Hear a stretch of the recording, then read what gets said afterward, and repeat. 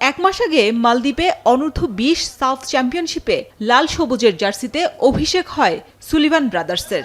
যমজ দুই ভাইয়ের প্রথম টুর্নামেন্ট হলেও দলের সাফল্যে তাক লাগানো পারফর্ম করেন। বিশেষ করে জোড়া গোল করে তাক লাগিয়েছেন রোনান সুলিভান। এবার তাদেরকেই ভাবা হচ্ছে জাতীয় দলের জন্য। জুনে মালদ্বীপে শুরু হতে যাওয়া 4 জাতীয় টুর্নামেন্টে সুলিভান ব্রাদার্সকে নিয়ে বাংলাদেশ ফুটবল ফেডারেশনের পরিকল্পনা রয়েছে। তবে তাদের দুজনকে পাওয়া নিয়ে রয়েছে শঙ্কা। টুর্নামেন্টের জন্য বাংলাদেশি বংশোদ্ভূত বাকি খেলোয়াড় সহ 32 জনকে এরই মধ্যে নির্বাচন করেছে ফেডারেশন।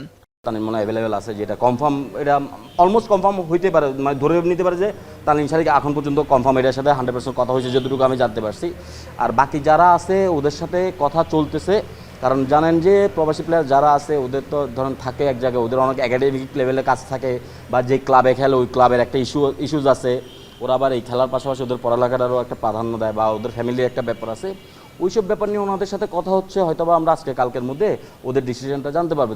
এদিকে এই টুর্নামেন্টকে কেন্দ্র করে জাতীয় দলের মতো আরও একটি দল হওয়ায় এতদিন লিগে ভালো করেও মূল দলে খেলতে না পারার স্থানীয় খেলোয়াড়দের আক্ষেপ ঘোচানোর ভালো সুযোগ বলে মনে করেন ম্যানেজার শাহিন হাসান। আমাদের লিগে খেলে ধরেন অনেক প্লেয়ার, ঠিক না? তো অনেক প্লেয়ার হলে তো সবাই তো আর এখানে সুযোগ পাওয়ার মতো ভালো না, যেহেতু দুইটা টিম হয়েছে কিছু প্লেয়ার হয়তো বা এখানে আসতে পারবে, ঠিক আছে?